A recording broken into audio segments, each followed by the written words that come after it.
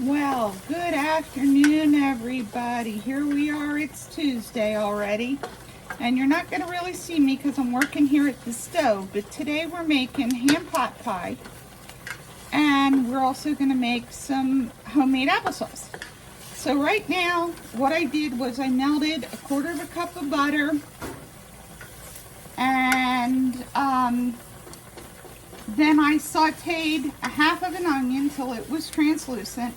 And now what I'm doing is I'm making a roux, and what I want to do is just get it to the point where if you look, you can see now that it's getting sort of a nice golden brown color. So, that means that you got to remember your flour is raw.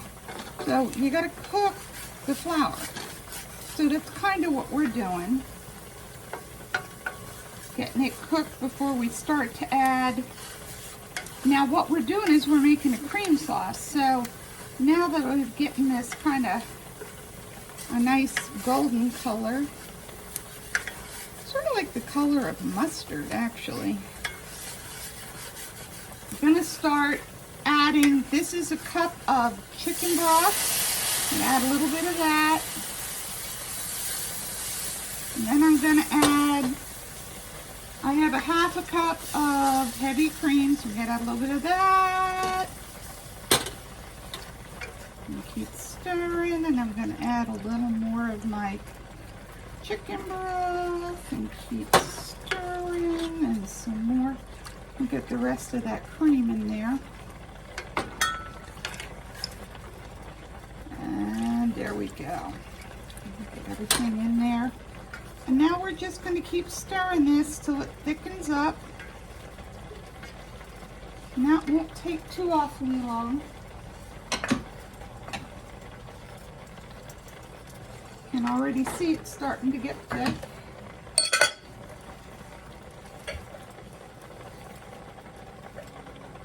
Ugh. Okay, so that was 1 cup of chicken broth and a half a cup of heavy cream.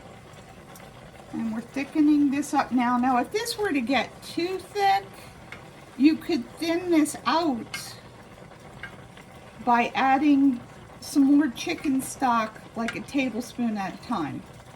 You don't want it to get too thin. So there you can see how when I move the spatula around, I'm getting some resistance. I'm seeing the bottom of the pan, and you can feel it. I mean, it gets heavier. So once that thickens up pretty good, oh, very nice.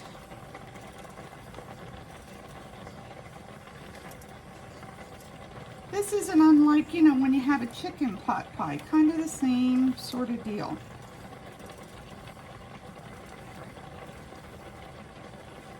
Oh, that's very nice. Yeah, that's, it's coating the back of the spoon. That's when you're really getting there, when it really starts to coat the back of your spoon or your spatula or whatever you're using.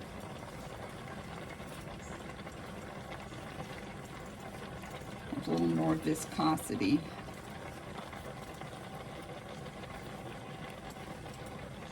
There we go. I make this same kind of sauce as the base, a white sauce for when I make my macaroni and cheese. Okay, now we've got it. It's nice and thick. So I'm going to add, I have a half a teaspoon of garlic powder and a teaspoon of thyme. We're going to throw that in there. Oh, does that smell good? And now we're going to throw in, I have 2 cups of ham that was left over from Easter. I gotta tell you, that ham is going to feed us quite a bit because we had Easter dinner for the 5 of us. Now we're going to have this ham pot pie. And this weekend, I'm going to be making ham chowder. The rest of it, the bone and the rest of the ham, I put in the freezer, and at a later date I will make my 15 bean ham and bean soup. Okay, now I'm going to add 2 cups of frozen mixed veggies. Yay. We're just going to stir this all around, get it all mixed up.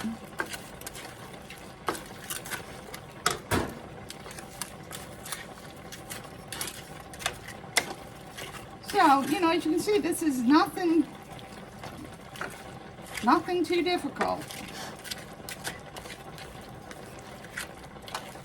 You want to preheat your oven to 350 because it's going to bake for 35 to 40 minutes in there. Okay, so we've got this all mixed up. So now what I want to do, let's get some of those frozen pieces apart. Okay, so what I'm going to do now is I have my pie pan. So let me move over here. I have my pie pan. This is one of my favorites. I swear Longenberger makes the very best pie plates. They're just so wonderful. I've sprayed this with nonstick spray. Ugh. Cooperate here.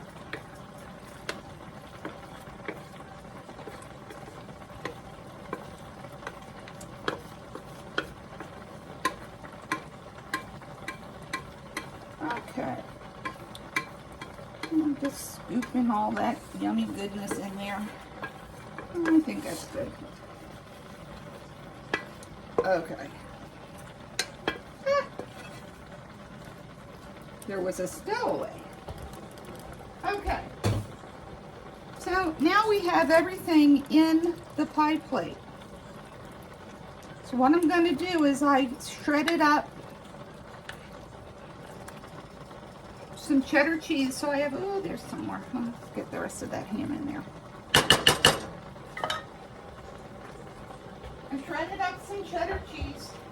So I'm going to take 3/4 of my cheddar. This is a cup. So I'm going to take 3/4 of it and I'm going to sprinkle that over the top. And now for the crust, this is kind of fun. Rather than make a crust, they said crescent roll, or not crescent roll, they said croissant. And I was like, I've never seen a can of croissant. I'm just going to use good old crescent rolls and lay them on top. Because I use these things for everything. They're very handy. Great to have around. So, you know, if you need a little piece here or there, you just like rip it off and, you know, put the little piece wherever you need it.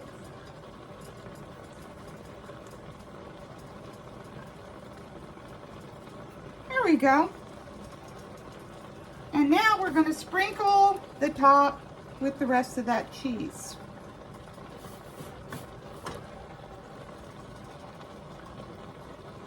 And then it just needs to go into the oven for 35 to 40 minutes. All you want is for it to be golden brown on top because everything else is basically cooked. So now let's just take a look at what's going on over here. Let me see if I can get in this pot.